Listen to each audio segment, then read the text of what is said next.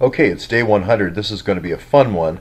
A couple of days ago, 2 days ago, I did this video about Sandia Labs. And I made the note that Sandia is close to Los Alamos, Sandia is close to Lawrence Livermore, and Sandia is close to Hawaii. Now, I also made the comment if you were doing weapons testing, that would be a great location, Sandia. I talked about Mr. Deep Uranium being out there stationed there doing weapons testing. And you've probably seen different commercial press reports about HEU being on planes at Livermore and being on planes at Los Alamos. And this is where people are going to be sampling, just much like Bob Mueller was sampling this stuff, out to different research labs around the world. That's why I think you're seeing people getting caught with this stuff that are not Bob Mueller. Bob Mueller gets to fly military jets. But let's go back to megatons to megawatts. Now, if you don't remember what that is, we're going to go to the ship here, and we're going to ship this all into Savannah, and it's going to come in, it's going to be highly enriched uranium. Now, that could supply foreign weapons programs if you had a 1-2-3 agreement with a foreign nation, like any of these nations over here, UAE, as well as you could do a secret program through UAE to Iran. It's going to be just like Iran-Contra. The thing is, you think you would maybe want to downblend it here in Lynchburg, Virginia, a little bit to provide fuel for these different power companies. But what if somebody said, hey, wait a minute, we can store all that stuff here in Clarksburg, West Virginia, and that way we'll keep it, and then if we have any 1-2-3 discussions that come along with UAE or Iran or other deals that we make with Turkey, etc., all these major powers, we can actually station FBI personnel remotely, like in Saudi Arabia, and be kind of a local supply house for all these different weapons and research programs. It's really not going to be a weapons program. We're going to call it a research program. We could put people over in the Ukraine. We could put people in Pakistan. We could put people in India. We could put them all over all these different countries. We could put them in France. We could put them in Estonia. We could put them in England. All over the world, basically, we'd have FBI agents, Australia, New Zealand, etc., China, North Korea, even if the CIA might want to do that, South Korea, anybody who had a research program. So you could have people flying from Los Alamos and flying from Lawrence Livermore all over the world with HEU in their pocket, even though they're not supposed to. And every once in a while they catch somebody. You'll see those articles. But for the most part, and anytime we needed to do a peaceful nuclear explosion, and I know some people don't like that idea, but I think underwater nuclear explosions are quite reasonable as long as they're done far enough away, and it is good for developing resources. We could just fly this stock out from Sandia to Hawaii to do that experiment. Now remember, Sandia can withstand a Delta Force attack, so it's very secure there. I've also been to the Parkersburg location. It's extremely secure. Now, I'm going to use a name. I don't like saying the name Rothschild, so I'm going to just say the name Rich instead. So you think back to Mark Rich and so forth. So now there's a Rothschild involved in Genie Energy. I'm going to just say Genie Energy, the Rich involved in Genie Energy. Now, could Seth Rich be involved in that family? Could Bob Mueller be married to a Rich or a Rothschild? I don't know. It's kind of conspiratorial whenever you say the name Rothschild, so I'm always afraid to say it.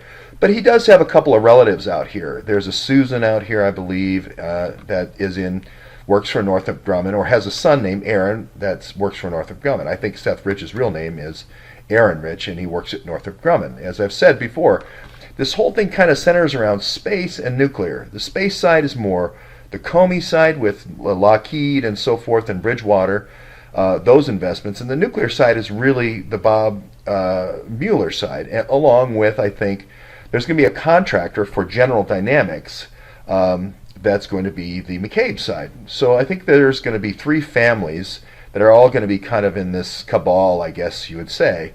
Now, I don't know if it's going to turn out to be John McCabe of BDM, which is a division of General Dynamics, which was the key company that received all this. At the time, I think it was called GE Hitachi at that time, but I think it becomes General Dynamics. They changed the names quite a bit.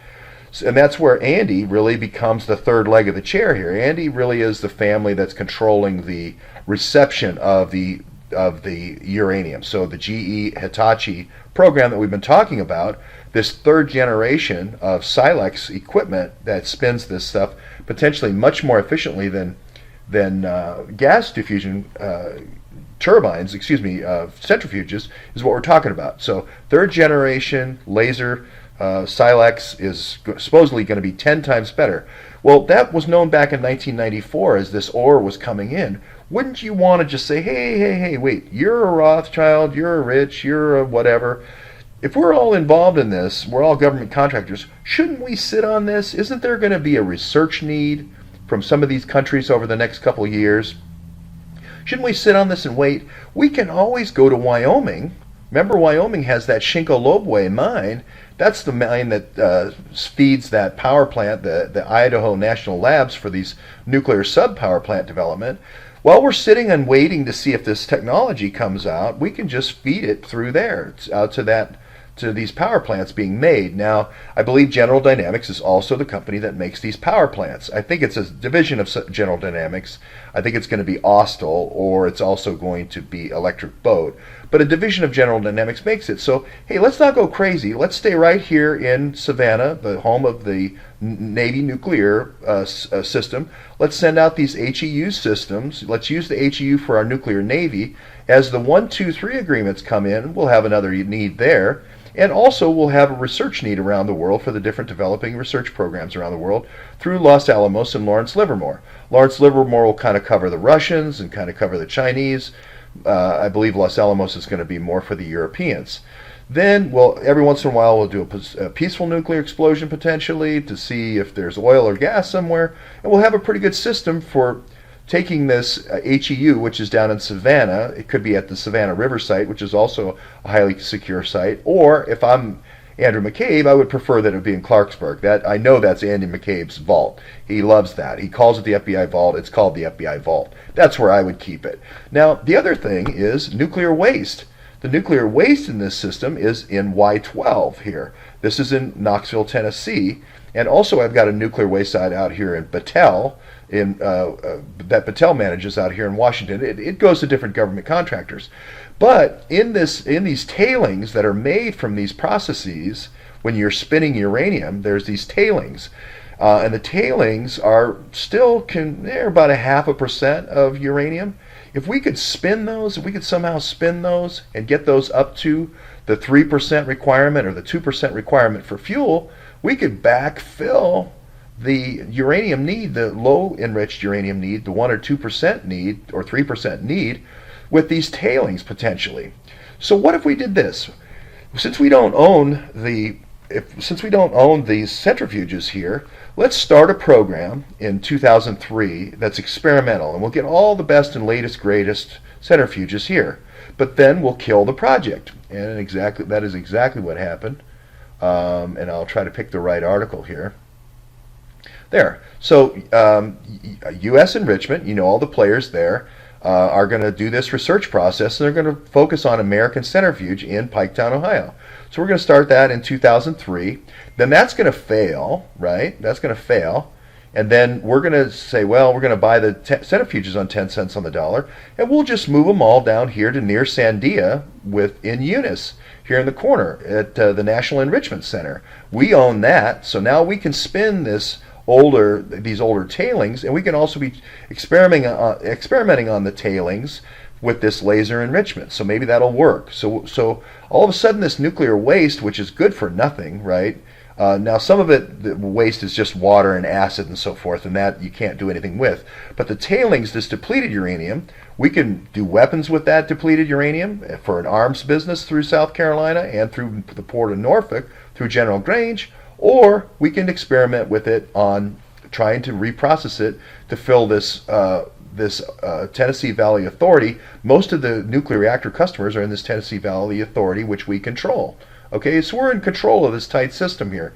We've got a couple of bets going. We got our bets on nuclear waste to provide this. We got a backup bet over here on nuclear uranium ore to provide this. We've got ourselves covered with conventional technology down here with the centrifuges, the latest and greatest. Thank you for the government for buying it for us. And then we'll get this plant going here in Wilmington, Delaware, which is where we're going to build this new third generation plant. And we're going to have GE go in on half, and we'll go in on half, and we're going to run it. Now, guess what level of clearance you need for this project? You need Q level clearance for this project. And it's going to run for about 4 years till about 2012, and then GE is going to bail out.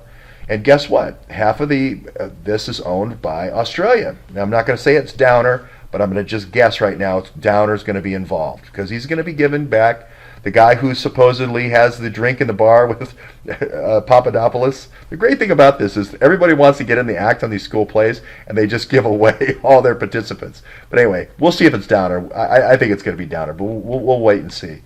So there's the Australian interest, which is going to be, the company is going to be Silex. And who are we going to get the 25% to for the other half of this project? We're going to give it out here to this guy right out here. I think it's going to be Dick Cheney. I think it's going to be Kamiko. I think it's also going to be the Shinkolobwe mine there. Okay? So what ended up happening was this technology didn't pan out. And then in 2016, they bail out. GE bails out. Okay? They're still running this. They just did a release. Okay, here it is. This is for the enrichment plant. Now, this is what you would do a cut sheet saying, hey, get in on this now, because you could use the big public corporation of GE, and you know Jeff over there, so he's a big donor to the Clinton Foundation. I can't remember his name right now, but he took over for Jack Welch, I think. Maybe I could be wrong, but Jeff over here, China, 5 Chinas, Jeff, is going to get in on this action, and here you go. We got Hitachi Nuclear right here, and here's the cut sheet. Here's the term sheet. I'm sorry for this corporation. I will bet almost everything I've done on the series that McCabe is in on this, Comey's in on this, and Mueller's in on this. I'm going to say Mueller's in on it with Alex Soros, and I'm going to say the fund is going to be a Cayman Islands fund, just based on metadata, just based on past metadata. Mellon Optima Fund, and also the other fund, maybe the Ivy Fund. I think Ivy's kind of the code word for electricity, and I think they're also going to be selling these remote power stations that they make at Lawrence Livermore and other places. I know that's a lot all in one system, but I think that's actually the secondary market here, is not only to navies all over the world, but then to power plants all over the world as well, for mining applications primarily. Mining applications which are remote, like Alaska, etc., Antarctica, and then you've also, the power need is great, and no electricity lines there. You don't want to have to build a power plant. And then the other one is going to be for military installations that need to keep alive. And if you're the Secretary of State, that's your stock and trade. That's what you do on a daily basis. Now, I would load up the State Department with a bunch of senior executive service people. I'd gun that service up from 1,000 people to 10,000 people over my time at the Secretary of State to negotiate all these deals. I got 1, 2, 3 deals coming out the yin yang here. I've got 1, 2, 3 deals for experimental uranium, for the components for building these experimental facilities, the high energy laser. Remember, I've got an R&D capital. I've got an R&D center here in Wilmington, demonstration center. I can then start exporting this Silex laser technology out for the different research centers. I think Ukraine's going to be a big buyer. And then the other thing I can do is start developing a weapons program. As I start signing weapons deals on my secure BlackBerries that Anthony's trusted staff provided me, then I can start doing that as well. And that's exactly what I think happened. And that's how I think the pieces all fit together. More is coming. We'll have more data to support all this. This is just working theory at this point, but it fits together pretty well.